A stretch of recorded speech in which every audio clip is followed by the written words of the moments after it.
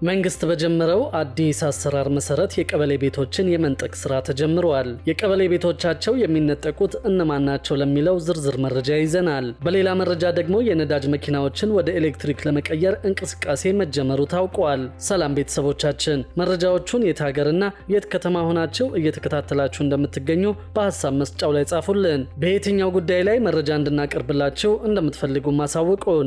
አሁን ዝርዝር መረጃዎቹን አንድ በአንድ ወደ እናንተ እናደርሳለን። እስከ መጨረሻው አብራችሁን ቆዩ።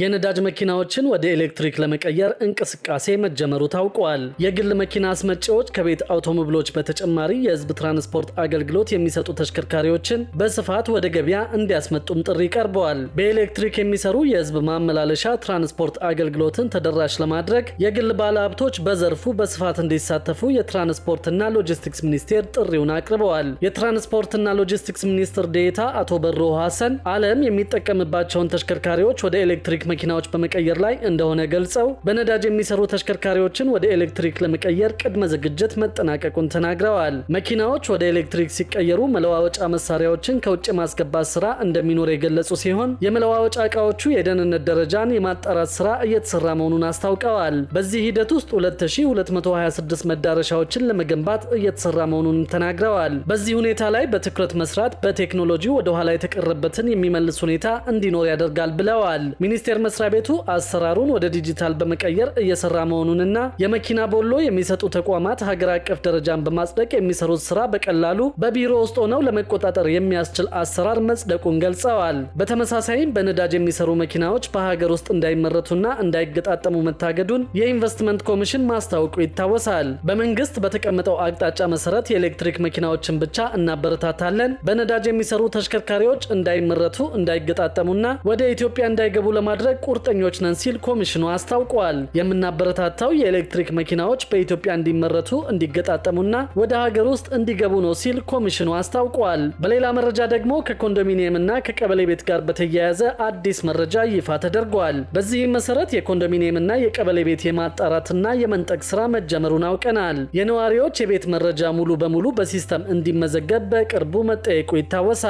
የአዲስ አበባ ከተማ ምክር ቤት የመሬትና ግንባታ ጉዳዮች ቋሚ ኮሚቴ የቤቶች ልማትና አስተዳደር ቢሮን የስራ አፈጻጸም መገምገሙ ታውቋል። በዚህም መሰረት የጋራ መኖሪያ ቤት ደርሷቸው የመንግስት ቤትን የያዙ ሰዎችን ከማስለቀቅ አንጻር የተጀመሩ ስራዎች ተጠናክረው እንዲቀጥሉ ተጠይቋል። ከዚህ በፊት የተለያዩ ቤቶች ለቀበሌ ነዋሪዎች ይሰጥ የነበረ መሆኑ ይታወሳል። ይህም በተለያየ መንገድ ይተገበር እንደነበር ተገልጿል። ኮንዶሚኒየም ያለው ሰው የቀበሌ ቤት የማይሰጠው ቢሆንም የቀበሌ ቤት እያላቸው ኮንዶሚኒየም የሚሰጣቸው ሰዎች እንደነበሩ ተገልጿል።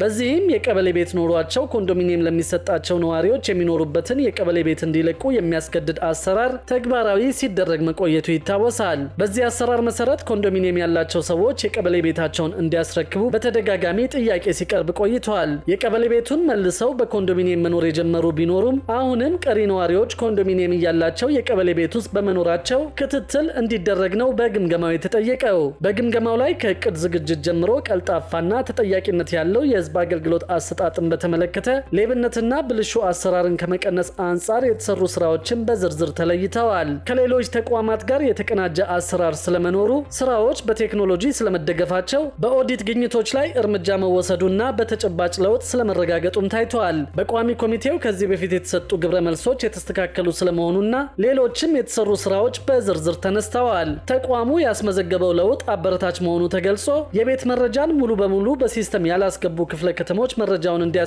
በማድረግ ላይ በትኩረት እንዲሰራ ተጠይቋል። የጋራ መኖሪያ ቤት ደርሷቸው የመንግስት ቤት የያዙ ነዋሪዎችን ከማስለቀቅ አንጻርም የተጀመሩ ስራዎች ተጠናክረው እንዲቀጥሉም ጥያቄ ቀርበዋል። መሰረተ ልማት ያልተሟላላቸውን የጋራ መኖሪያ መንደሮች በተለይም ሊፍት የሌላቸው ህንፃዎችና ሌሎችም ቀሪ ስራዎች በቀጣይነት መሰራት እንዳለባቸው ማሳሰቢያ ተሰጥቷል። በሌላ በኩል ደግሞ የኢትዮጵያ አነስተኛና መካከለኛ ኢንተርፕራይዞች የ4.2 ቢሊዮን ዶላር የገንዘብ እጥረት ገጥሟቸዋል ተባለ። በኢትዮጵያ ውስጥ ያሉ አነስተኛና መካከለኛ ኢንተርፕራይዞች እስከ 4.2 ቢሊዮን ዶላር የሚገመት ከፍተኛ የገንዘብ እጥረት እንደገጠማቸው ተገለጸ። ምንም እንኳን የንግድ ስራቸውን ለማስፋት ከፍተኛ ፍላጎት ቢኖራቸውም ከ800 ሺህ ኢንተርፕራይዞች መካከል 130 ሺህ ያህሉ ብቻ ከባንኮችና ሌሎች የፋይናንስ ተቋማት ብድር ማግኘት ችለዋል። ይህ ደግሞ በኢትዮጵያ ኢኮኖሚ ውስጥ እስከ 4.2 ቢሊዮን ዶላር የሚገመት የካፒታል ክፍተት መፍጠሩን መረጃዎች አመልክተዋል። ለዚህም ዋነኛ ምክንያቶች የብድር ወጪ መጨመር፣ የገንዘብ አቅርቦት እጥረትና ውጤታማ የገበያ መውጫ አማራጮች አለመኖር ዋነኛዎቹ መሆናቸውን በቅርቡ በተካሄደው የኢምፓክት ኢንቨስትመንት የወደፊት እጣ ፈንታ መቅረጽ በሚል ውይይት ላይ በይፋ ተገልጿል። ይህንን ችግር ለመፍታት የፖሊሲ ማሻሻያዎችን ማካሄድ፣ አዳዲስ የፋይናንስ መሳሪያዎችን መጠቀምና የባለድርሻ አካላትን ቅንጅት ማጠናከር አስፈላጊ መሆኑ ተመላክቷል። በቅርቡ የተቋቋመው የኢትዮጵያ ሰነደ መዋለ ንዋዮች ገበያ ለአነስተኛና መካከለኛ ኢንተርፕራይዞች አዲስ የፋይናንስ ምንጭ በመሆን ችግሩን ለመቅረፍ እንደሚረዳም ይጠበቃል። በሌላ በኩል ደግሞ የኢትዮጵያ ምርት ገበያ ሙሉ በሙሉ ወደ ኦንላይን ግብይት ትግበራ ገባ። የኢትዮጵያ ምርት ገበያ ሙሉ በሙሉ ወደ ኦንላይን ግብይት ትግበራ መግባቱን አስታወቀ። የኢትዮጵያ ምርት ገበያ ስራ አስፈጻሚ አቶ መርጊያ ባይሳ እንደገለጹት ከሆነ ምርት ገበያው የሀገሪቱን የግብርና ምርቶች በዘመናዊ የግብይት ስርዓት ውስጥ በማስገባት የሀገሪቱን የወጪ ንግድ ውጤታማነት ለማረጋገጥ በመስራት ላይ ይገኛል። ካለፈው በጀት ዓመት ጀምሮም የቀጥታ የበይነ መረብ ግብይት ስርዓት በመተግበር ነጋዴዎች ባሉበት ሆነው እንዲገበያዩ ሲሰራ ቆይተዋል። በዘንድሮ ዓመትም ይህንኑ በማስቀጠል የኦንላይን ግብይትን ሙሉ ለሙሉ ተግባራዊ ለማድረግ ችሏል። የኦንላይን የግብይት ስርዓቱ ምቹ፣ አስተማማኝ፣ ቀልጣፋና ከሰው ንክኪ ነፃ የሆነና ዲጂታል ኢትዮጵያን እውን የሚያደርግ መሆኑን የገለጹት ስራ አስፈጻሚው የግብይት ስርዓቱ መተግበር ከጀመረበት ከሚያዝያ ወር ጀምሮ 12.5 ቢሊዮን ብር ዋጋ ያላቸውን ከ127,000 በላይ ሜትሪክ ቶን ማገበያየት መቻሉንም ጠቁመዋል። ስርዓቱ ሁሉንም የገበያው ተዋንያንን በዘመናዊ የግብይት ስርዓት እኩል ተጠቃሚ እንዲሆኑ በማድረግ የግብርና ምርቶች ግብይት ስርዓትን በማዘመን ግልጸኝነትንና መተማመንን በመፍጠር በሀገሪቱ የኢኮኖሚ ስርዓት ውስጥ ጉልህ ሚና የሚኖረው መሆኑን አስታውቀዋል። በሌላ በኩል ደግሞ የኦሮሚያ ህብረት ስራ ባንክ የ30 ቢሊዮን ብር ብድር ያለማስያዣ መስጠቱን አስታወቀ። የኦሮሚያ ህብረት ስራ ባንክ ለጥቃቅን አነስተኛና መካከለኛ ነጋዴዎች ባቀረበው ምቹ በተሰኘ ያለማስያዣ የዲጂታል ብድር አገልግሎት 30 ቢሊዮን ብር ብድር መስጠቱን ገለጸ።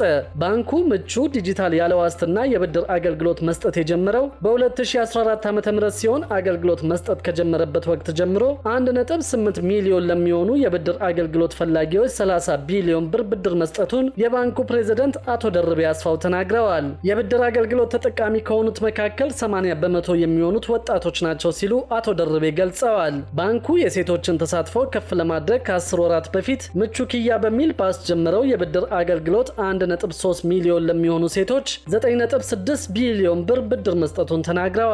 አገልግሎቱ ሙሉ በሙሉ ለሴቶች ብቻ የተዘጋጀ ሲሆን ብድር ከወሰዱት ሴቶች አብዛኛዎቹ ወጣቶች መሆናቸውን በቀጣይ ለአርሶ አደሮች ምቹ የብድር አገልግሎትን ለማመቻቸት በሙከራ ላይ እንደሆኑም ገልጸዋል። ፋርም ፓስ በሚል ለአርሶ አደሮች የብድር አገልግሎት ለመስጠት በተደረገው ሙከራ የተሻለ ምርታማነትና የገንዘብ ተጠቃሚነትን እንደሚያሳድግ መታየቱን ተናግረዋል። 600 ሺህ የሚጠጉ አርሶ አደሮች ለፋርም ፓስ ሙከራ የቀረቡ ሲሆን አርሶ አደሮቹ ያላቸውን የእርሻ መሬት ስፋት፣ በየዓመቱ የሚያመርቱትን ምርትና የምርቱን መጠንና ሌሎች መረጃዎችን ሰብስበው መያዛቸውን አቶ ደርቤ አስታውቀዋል።